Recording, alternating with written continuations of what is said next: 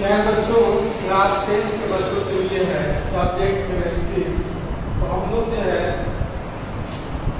Third chapter पढ़ रहे थे धातु और अधातु। तो उसमें जो है हम लोग जो है पढ़ रहे थे निस्तापन, प्रगलन, भरजन का, धातुओं का परिष्करण। तो इस तरह जो है इसके आगे है संक्षारण क्या है। तो जब भाप, जल, वायु अथवा किसी अन्य पदार्थ से प्रभावित, जब कोई धाप, जल, वायु अथवा किसी अन्य पदार्थ से प्रभावित होती है तो वह संक्षारित कहलाती है और इस घटना को हम संक्षारण कहते हैं। तो यदि कोई धाप, जल, वायु अथवा किसी अन्य पदार्थ से प्रभावित होती है तो इसको धाप संक्षारित कहलाती है वह धाप और इस घटना को हम संक्षारण कहते हैं। और संक्षारण का एग्जाम्पल के द्वारा हम समझ सकते हैं कि लोहे पर जंग लगना,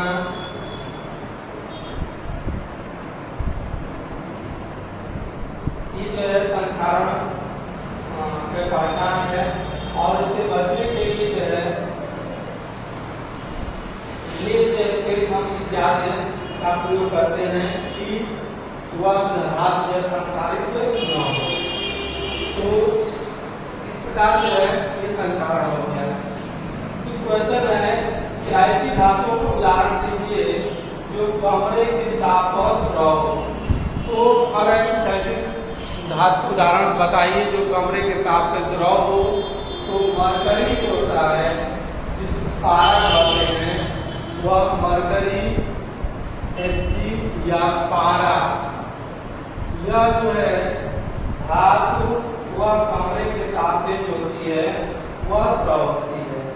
अगला है कि वह चाकू से आसानी से काटा जा सकता है। तो चांदी जो है ऊष्मा के सबसे अच्छा जो है ये सोडियम धातु को जो है चाकू द्वारा आसानी से काटा जा सकता है। पर एक ऐसे धातु का नाम बताइए जिसको चाकू से आसानी से काट सकते हैं। तो वह कौन सी धातु होगी? तो वह धातु जो है सोडियम होगी। सोडियम धातु को जो है आसानी से काटा जा सकता है। अगला है कि ऊष्मा की सबसे अच्छी चालक कौन सी धातु होती है? तो चांदी जो है ऊष्मा की सबसे अच्छी जो है चालक धातु होती है। तो वह कौन सी धातु होगी? तो चांदी। अगला है ऊष्मा का कुचालक कौन सा होता है? तो लीड जो होता है ऊष्मा की कुचालक होती है। लीड मतलब शीशा जो है ऊष्मा के कुचालक होते हैं। अगला है कि अघात वर्ध तथा तन्य का अर्थ बताइए।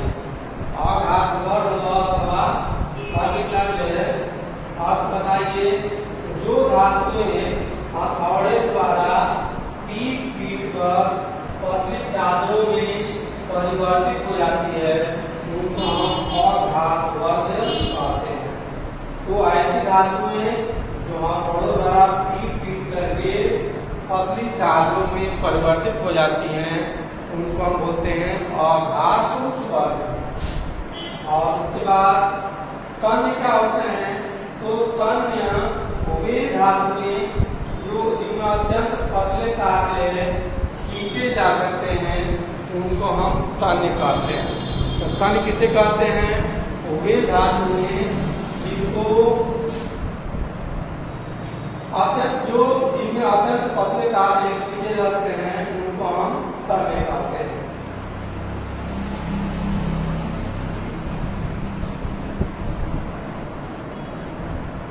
क्वेश्चन है कि अभिक्रियाशील धातु को कार्बोहाइड्रोक्लोरिक मामले में डाला जाता है तो कौन सी गैस निकलती है? और आयरन के साथ H2SO4 की रासायनिक अभिक्रिया भी होती है। और जब अभिक्रियाशील धातु जैसे मान लो आयरन है उसके साथ हाइड्रोक्लोरिक अम्ल की क्रिया कराते हैं तो हाइड्रोजन गैस निकलती है। करेक्ट। जब अभिक्रियाशील धातु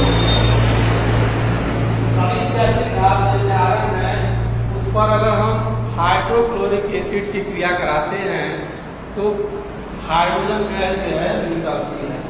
और इसको हम उदाहरण द्वारा समझ सकते हैं। तो Fe प्लस तो कह रहा है कि इस जगह इसको कि अभी किसी धातु को कम हाइड्रोक्लोरिक में डाला जाता है कौन सी धातु निकलती है तो उसमें हाइड्रोजन गैस निकलती है। किसी धातु जो है हाइड्रोक्लोरिक अम्ल में डाला जाता है तो हाइड्रोजन गैस निकलती है। फिर कह रहा है उसके आगे क्वेश्चन पूछ रहा है कि यदि उसकी क्रिया जो होती है आयरन को क्रिया H2SO4 के साथ कराते हैं तो आयरन का मतलब Fe और उसकी क्रिया जो H2SO4 के साथ कराते हैं H2SO4 तो इसकी क्रिया कराया जाएगा Fe plus FeSO4 plus H2। तो कह रहा है कि अगर आयरन के साथ जैसे पहला क्वेश्चन था फिर से देखिए कि अगर अभिक्रियाशील धातु के साथ जो है वो हाइड्रोक्लोरिक अम्ल मिलाते हैं तो कौन सी गैस निकलती है तो उसका आंसर होगा कि हाइड्रोजन गैस निकलती है। पुनः पूछ रहा है कि यदि आयरन के साथ H2SO4 की क्रिया कराएंगे तो क्या बनेगा।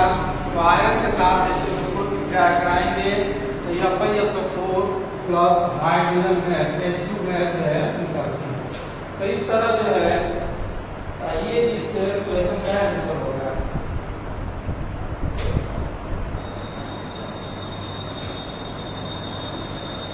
एक क्वेश्चन है कि सोडियम को केरोसिन में डुबो करके क्यों रखा जाता है। तो एक क्वेश्चन है कि सोडियम को केरोसिन के तेल में डुबो करके क्यों रखते हैं। तो कारण है कि सोडियम होता है क्रियाशील धातु है और यह कम ताप पर ही वायु में उपस्थित ऑक्सीजन के साथ जो है यह सोडियम क्रिया करके सोडियम हाइड्रोक्साइड सोडियम ऑक्साइड जल बनाता है। करेक्ट सोडियम जो का है यह क्रियाशील धातु है और यह स्वयं ही वायु में उपस्थित ऑक्सीजन से क्रिया करके सोडियम ऑक्साइड बनाता है। और यह यदि यह धातु वायु के संपर्क में आती है तो वायु से उत्पन्न घर्षण भी आग पकड़ लेती है। अतः इसको वायु के संपर्क से हटाने के लिए सोडियम को केरोसिन में डुबो करके रखा जाता है जिससे कि वह वायु के संपर्क में न आकर के आग पकड़ ले, इसलिए उसको केरोसिन तेल में डुबो करके